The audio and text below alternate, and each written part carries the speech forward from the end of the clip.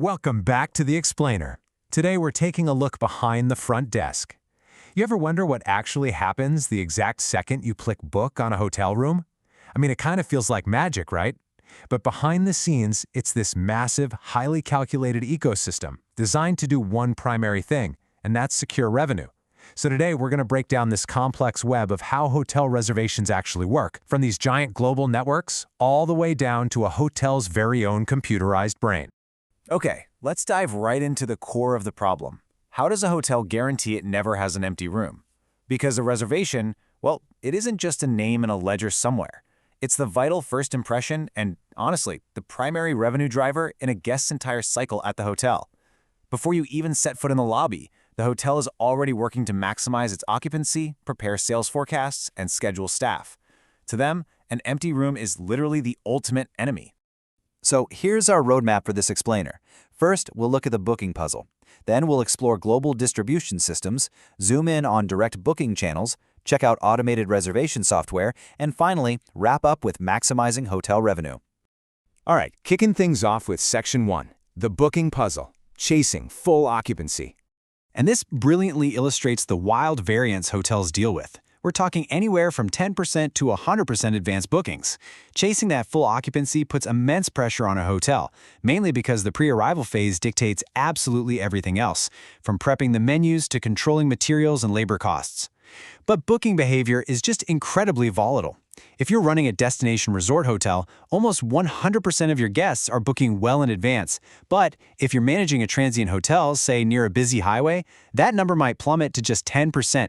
So the hotel needs a system flexible enough to handle both of those extremes. So how exactly do they capture all these different guests?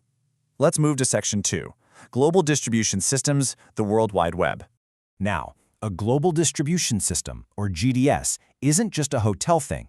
It's essentially a worldwide computerized reservation network acting as a single point of access. It bundles products together. We're talking hotels, airline seats, rental cars, and acts as the ultimate link, connecting the producer of those travel products directly with you, the end user, regardless of where you are on the planet. And who's actually tapping into this massive network? Well, the major users aren't always individual travelers. It's travel agents, massive online reservation sites, and large corporations. They're using the GDS to process reservations on a truly global scale. Think of it like this invisible pipeline, constantly feeding guests from all over the world right into a local hotel's database. Let's move to and see how this builds in Section 3, Direct Booking Channels, the front door.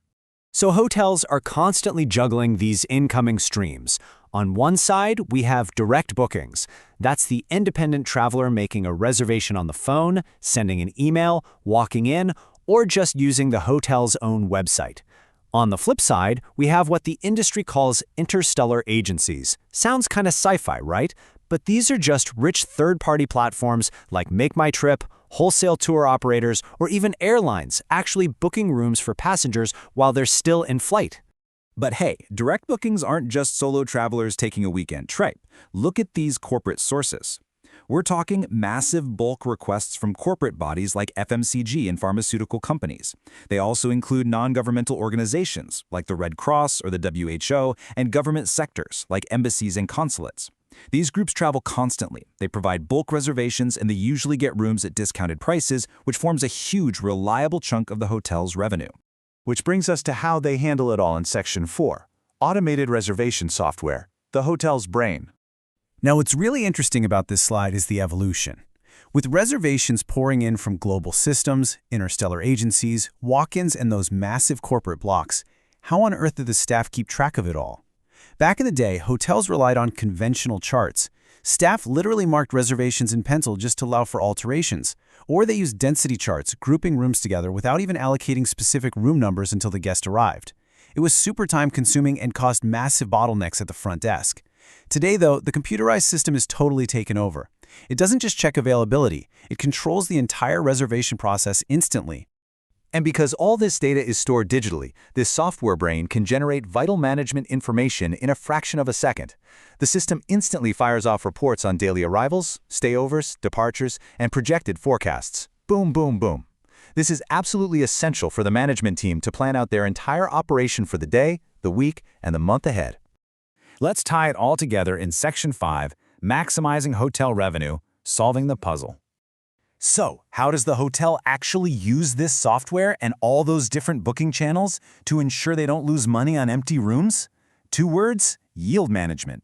It's a concept they totally borrowed from the airline industry. Think about it. A hotel rooms is essentially just space and time. If a room goes unsold on a particular night, that revenue is lost forever. You literally can't sell yesterday's room today. So yield management constantly measures past booking patterns to project future occupancy. It automatically advises the staff whether they should take a booking and at what specific rate, smoothing out those peaks and valleys of guest demand. And to hit that absolute perfect yield, hotels do something that sounds honestly totally counterintuitive. Overbooking. Yep, they intentionally accept more reservations than they actually have rooms. By analyzing the data on early departures, last-minute cancellations, and no-shows, the hotel calculates an exact percentage to overbook. They're balancing the extra rooms they've booked perfectly against the guests they anticipate won't actually show up. So the crucial point is how they handle these overlapping reservations on the ground. They use strict status control tactics. Number 1 is the 6 p.m. release. If a non-guaranteed guest doesn't show up by 6 p.m., the hotel just releases the room to sell to someone else. Number 2 is guaranteed arrival. This is where the guest's credit card is billed in if they never show up, protecting the hotel's revenue. And number 3 is take or place, or T or P. If a regular, super loyal customer books at short notice and the hotel is completely full, they take the booking anyway. If there's no cancellation, the hotel will physically place them in a comparable nearby hotel just to retain that customer's loyalty. It's a completely wild, highly calculated, meticulously managed ecosystem running every single day across the globe. So I'm going to leave you with this final thought. Next time you book a room, ask yourself, which channel are you actually using? Are you dropping in from the massive pipeline of a global distribution system, an interstellar agency? Are you just knocking on the hotel's digital front door? Trust me, once you understand the system, you'll never look at a hotel reservation the exact same way again. Thanks for watching this explainer. Keep learning, and we'll catch you next time.